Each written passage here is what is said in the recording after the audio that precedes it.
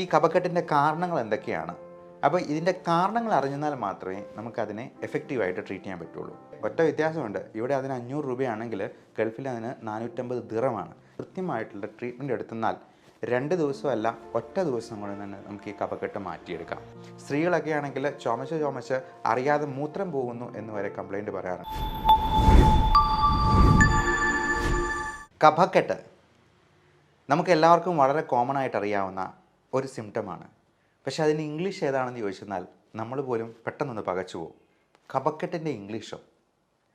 Sputum accumulation അല്ലെങ്കിൽ എക്സ്പെക്ട്രേഷൻ എന്നൊക്കെ നമുക്ക് വേണമെങ്കിൽ അതിന് ഇംഗ്ലീഷിൽ പറയാം. പക്ഷേ നമുക്ക് വളരെ കോമൺ ആയിട്ട് അറിയാവുന്ന ഒരു സിംറ്റമാണ് ഈ കഫക്കെട്ട്. കുട്ടികൾക്കാണെങ്കിൽ, കൊച്ചു വാവമാർക്കൊക്കെ കുറുകുറുപ്പായിട്ട് അമ്മമാർ പറയാറുണ്ട്. അപ്പോൾ ഈ കുറുകുറുപ്പ് അല്ലെങ്കിൽ കഫം കെട്ടി നിൽക്കുന്ന അവസ്ഥ, ഇത് 2 ദിവസത്തിൽ നമുക്ക് എങ്ങനെയെങ്കിലും ഒന്ന് പരിഹരിച്ചെടുക്കാൻ പറ്റുമോ? കാരണം ഈ കഫക്കെട്ടുമായിട്ട് വർഷങ്ങളോളം നടക്കുന്ന ആളുകളെ നമുക്കറിയാം. ഈ കഫക്കെട്ടിൻ്റെ കാരണങ്ങൾ എന്തൊക്കെയാണ്? അപ്പോൾ ഇതിൻ്റെ കാരണങ്ങൾ അറിഞ്ഞാൽ മാത്രമേ നമുക്കതിനെ എഫക്റ്റീവായിട്ട് ട്രീറ്റ് ചെയ്യാൻ പറ്റുള്ളൂ. മിക്കവാറും ആളുകളുടെ കഫക്കെട്ട് നമുക്ക് 2 ദിവസത്തിൽ തന്നെ പരിഹരിക്കാം.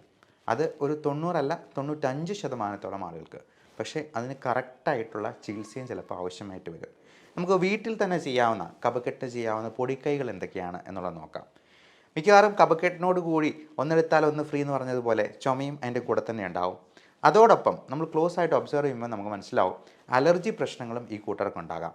മൂക്കടപ്പ്, തുമ്മൽ, കണ്ണ് ചൊറിച്ചിൽ, ദേഹമൊക്കെ ചൊറിഞ്ഞതടിക്കുക തുടങ്ങിയ അലർജി പ്രശ്നങ്ങൾ. ഇത് ശ്വാസകോശത്തെ ബാധിക്കുമ്പോഴാണ് കഫക്കെട്ട്, ചുമ, ശ്വാസം മുട്ടൽ, വീസിങ്, വലിവ് തുടങ്ങിയ സിംറ്റംസിലേക്ക് മാറുകയും അത് ബ്രോങ്കിയൽ ആസ്മ എന്ന രൂപത്തിലേക്ക് പരിണമിക്കുകയും ചെയ്യുക. മിക്കവാറും ആളുകളുടെ കഫക്കെട്ടിന് മെയിൻ കാരണം ഈ പറയുന്ന അലർജി തന്നെയായിരിക്കാം. ഇനി ചുരുക്കം ചില ആളുകളിൽ ഈ പലതരത്തിലുള്ള ഇൻഫെക്ഷൻസ് കൊണ്ടുവരാം.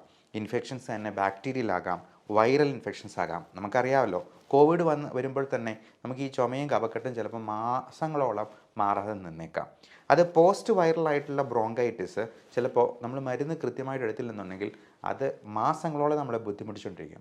സ്ത്രീകളൊക്കെ ആണെങ്കിൽ ചുമച്ച് അറിയാതെ മൂത്രം പോകുന്നു എന്ന് വരെ കംപ്ലൈൻറ്റ് പറയാറുണ്ട്.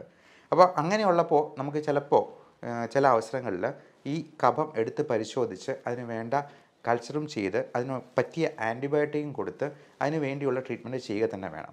ചെറിയ കഫക്കെട്ടും അലർജി മൂലമുള്ള പ്രശ്നങ്ങളുമൊക്കെ നമുക്ക് നമ്മുടെ ജീവിതചര്യകളിലൊന്ന് ക്രമപ്പെടുത്തി ചെറിയ പൊടിക്കൈകളും ഒക്കെ ചെയ്ത് നമുക്കൊന്ന് ക്രമപ്പെടുത്തിയെടുക്കാം.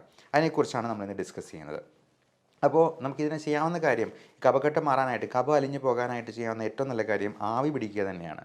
രാവിലെ വൈകുന്നേരം നന്നായിട്ട് ആവി പിടിക്കുക. അത് പ്ലെയിൻ ആവി തന്നെ എടുത്തെന്നാൽ മതിയാവും. വേണമെങ്കിൽ വിക്സോ തുളസിയിലോ അങ്ങനെ എന്തെങ്കിലും ഇടുന്നതിൽ കുഴപ്പമില്ല. ഒരുപാട് പ്ലാന്റ്സും പച്ചക്കറികളും ഒക്കെ ഇടണമെന്നല്ല. നമ്മൾ ജസ്റ്റ് ആവി കൊള്ളിക്കുന്നത് തന്നെ, സ്റ്റീം എന്ന് പറയുന്നത് തന്നെ നല്ലൊരു മ്യൂക്കോലൈറ്റിക് ഏജൻ്റാണ്. നമുക്ക് ഈ നല്ല കട്ടിയുള്ള അപ്പോ അല്ലെങ്കിൽ ബ്രെഡോ ഒക്കെ ഒന്ന് ആവി കൊള്ളിക്കുമ്പോഴത്തേക്കും പതുപതുത്ത് പോകുന്ന പോലെ നമുക്ക് ഈ കഫം കൊണ്ടു തന്നെ ഈ കഫത്തെ ഈ ആവി കൊള്ളിക്കുന്നതുകൊണ്ട് തന്നെ ഒന്ന് അലിയിപ്പിച്ച് പുറന്തള്ളാനായിട്ട് സഹായിക്കും. അപ്പോൾ ഈ പലപ്പോഴും ആൾക്കാർ വിചാരിക്കുന്ന ഈ ആവി കൊണ്ടു കഴിഞ്ഞിട്ടുണ്ടെങ്കിൽ ഇത് ഉറച്ചു പോകും എന്നൊക്കെയാണ്. എൻ്റെ അടുത്തൊരു കുഞ്ഞിൻ്റെ അച്ഛൻ കഴിഞ്ഞ ദിവസം പറഞ്ഞുള്ളൂ, ഇത് ഉറച്ചു പോകത്തില്ല ആവി കൊടുത്തു കഴിഞ്ഞാൽ. ഇല്ല, ഇതിന് ഞാൻ പറഞ്ഞ ഉദാഹരണമാണ് ഞാനിപ്പോൾ ഷെയർ ചെയ്തത്. അതുപോലെ നന്നായിട്ട് വെള്ളം കുടിക്കുക. അത് തിളപ്പിച്ചരച്ച വെള്ളം കുടിക്കാവുള്ളൂ. തണുത്ത ഭക്ഷണ സാധനങ്ങൾ പരമാവധി ഒഴിവാക്കുക. മഞ്ഞ്, പൊടി, തണുപ്പ്, പുക, കാറ്റടിച്ചുള്ള യാത്ര, ഇതൊക്കെയാണ് നമുക്ക് കോമൺ ആയിട്ട് അലർജൻസ് ഉണ്ടാവുക. വീട്ടിലെന്തെങ്കിലും പെറ്റ് ആനിമൽസ് ഉണ്ടെങ്കിൽ ഉറപ്പാണ് അതിൻ്റെ അലർജി ഉണ്ടാകാൻ സാധ്യതയുണ്ട്. ഇപ്പോൾ പൊടിച്ചെള്ള് അല്ലെന്നുണ്ടെങ്കിൽ പലതരത്തിലുള്ള പ്രാണികൾ, ഇന്നത്തെ കാലത്ത് ഈ മഴക്കാലത്തൊക്കെ മുപ്ലി വണ്ടും അങ്ങനത്തെ അതിൻ്റെയൊക്കെ അലർജിയും ഒക്കെ വളരെ കൂടുതലായിട്ട് കാണാറുണ്ട്. അപ്പോൾ ഇതെല്ലാം ഒഴിവാക്കുക എന്നുള്ളത് വളരെ പ്രധാനമാണ്. അലർജി ഉണ്ടാക്കുന്ന എന്തും നമ്മുടെ ഭക്ഷണത്തിലും നമ്മുടെ വീട്ടിലും നിന്ന് ഒഴിവാക്കുക. പിന്നെ ഇതിന് ചെയ്യാവുന്ന പൊടിക്കൈകൾ, ഇപ്പം ചുക്ക് നല്ലതാണ്, കുരുമുളക്, തിപ്പിലി എന്ന് പറയുന്ന അങ്ങാടി മരുന്ന് കടയിലൊക്കെ കിട്ടുന്ന പ്യുവറായിട്ടുള്ള സാധനം വേണം, ജീരകം, കൽക്കണ്ടം. അപ്പോൾ ഇതൊക്കെ ചേർത്തിട്ട് നമുക്ക് പൊടിച്ച് മിക്സിയിലിട്ട് അടിച്ച് ഓരോ സ്പൂൺ ഓരോ മണിക്കൂർ ഇടവിട്ട് അലിയിച്ച് കഴിച്ചെന്നാൽ തന്നെ ആ കഫക്കെട്ട് അലിഞ്ഞു പോകാനും, ആടലോടകം നല്ലൊരു സാധനമാണ്. ഇതൊക്കെ പ്യുവറായിട്ട് നമ്മൾ ഇത് റെഡിമെയ്ഡായിട്ട് ആയുർവേദ ലേബലിൽ വെച്ചിരിക്കുന്ന കുപ്പിയിൽ കിട്ടുന്ന മരുന്നെടുത്ത് കഴിക്കരുത്. കാരണം അതിനകത്ത് സ്റ്റിറോയിഡ് അടങ്ങിയിട്ടുണ്ടോ എന്ന് പോലും നമുക്ക് അറിയത്തില്ലാത്തതാണ്. അതിൻ്റെ ഇൻഗ്രീഡിയൻസ് പലപ്പോഴും വിദേശ രാജ്യങ്ങളിലൊക്കെ ടെസ്റ്റ് ചെയ്യുമ്പോഴത്തേക്കും ആയിരിക്കും ഈ ചക്കപ്പൊടിക്ക് കൂടെ മെറ്റ്ഫോമിൻ ഗുളികയും അല്ലെങ്കിൽ ഈ കഫത്തിനുള്ള മരുന്നിൻ്റെ കൂടെ നമ്മൾ ഈ ആയുർവേദ ലേബലിൽ കിട്ടുന്നത് ആയുർവേദമാണെന്ന് തെറ്റിദ്ധരിക്കരുത്. നമ്മുടെ തൊടിയിൽ കിട്ടുന്ന സാധനങ്ങൾ കൊണ്ട് തന്നെ നമ്മൾ മരുന്നുണ്ടാക്കി കഴിക്കുക എന്നുള്ളതാണ് അതിനകത്ത് ഏറ്റവും അഭികാമ്യമായിട്ടുള്ള മാർഗം. പിന്നെ ഇതിൻ്റെ ട്രീറ്റ്മെൻറ്റിലോട്ട് വരുമ്പോൾ ഇതിലാണ് പലപ്പോഴും ആൾക്കാർ പേഷ്യൻസിൻ്റെ ഒരു ധാരണ, നമ്മൾ ഇതിന് കൊടുക്കുന്ന നെബുലൈസേഷൻ, ഇൻഹേലർ മരുന്ന്, ഇതൊക്കെ വളരെ ഏതാണ്ടോ ഭയങ്കര ഡോസ് കൂടിയ സാധനമാണ്, അങ്ങ് അതിന് അഡിക്ഷൻ ഉണ്ടാകും, തടി കൂടും, അങ്ങനെ പലതരത്തിലുള്ള തെറ്റിദ്ധാരണകളുണ്ട്. നമുക്ക് ഈ ശ്വാസകോശ രോഗങ്ങൾക്ക് ഏറ്റവും നല്ലത് ഉള്ളിലോട്ട് വലിച്ചെടുക്കുന്ന മരുന്നാണ് എന്ന് മനസ്സിലാക്കുക. കാരണം അത് രക്തത്തിലേക്ക് കയറുന്നില്ല എന്നുള്ളത് കൊണ്ട് തന്നെ നമ്മൾ ഒരു മുറിവുണ്ടാകുമ്പോൾ അതിൽ ഓയിൻമെൻറ്റ് പുരട്ടുകയായിരിക്കും ഏറ്റവും നല്ലത്. അതുപോലെ കഴിക്കുന്ന ഗുളികയേക്കാളും ഏറ്റവും നല്ലത് ഈ കണ്ണിലെ അസുഖത്തിന് നമ്മൾ കണ്ണിൽ തുള്ളിമരുന്ന് ഒഴിക്കുന്ന പോലെ ആയിരിക്കും.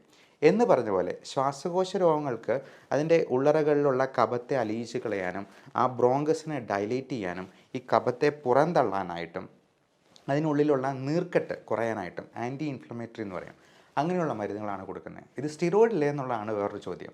ഈ സ്റ്റിറോയിഡ് എന്ന് പറയുന്നത് ഈ ഇൻഹേലർ മരുന്നിൽ ഉപയോഗിക്കുമ്പോൾ അത് മാക്സിമം 400 mcg ഉള്ളൂ. അതായത് 1 മില്ലിഗ്രാമിൻ്റെ പകുതി പോലും ഇല്ല എന്ന് മനസ്സിലാക്കുക. നമ്മൾ കഴിക്കുന്ന ഒരു പാരസ്റ്റമോൾ ഗുളികയിൽ 650 മില്ലിഗ്രാം ഉണ്ട്. അപ്പോൾ ഈ ഡോസിൻ്റെ വ്യത്യാസം കഴിക്കുന്ന ഗുളികയും ഇൻഹേലറും തമ്മിൽ ഒത്തിരി അന്തരമുണ്ട് എന്ന് മനസ്സിലാക്കുക.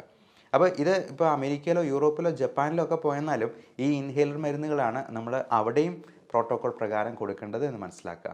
ഇപ്പോൾ ഗൾഫിലാണെങ്കിൽ നമ്മൾ ഇവിടെ കിട്ടുന്ന ഇൻഹേലർ മരുന്നുകൾ, മൾട്ടിനാഷണൽ കമ്പനിയുടെ ഇൻഹേലർ മരുന്ന് അതേ പേരിൽ തന്നെ ഗൾഫിൽ കിട്ടും. പക്ഷേ ഒറ്റ വ്യത്യാസമുണ്ട്, ഇവിടെ അതിന് 500 രൂപയാണെങ്കിൽ ഗൾഫിൽ അതിന് 450 ദിറമാണ്.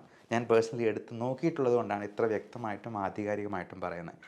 അതുകൊണ്ട് ഇങ്ങനെയുള്ള അസുഖങ്ങൾ മാറാൻ നിൽക്കുന്നുണ്ടെങ്കിൽ നിങ്ങൾ അതിൻ്റെ സ്പെഷ്യലിസ്റ്റ് ഡോക്ടറിനെ കണ്ട് തന്നെ അതിന് വിദഗ്ധ ചികിത്സ ഉറപ്പാക്കുക.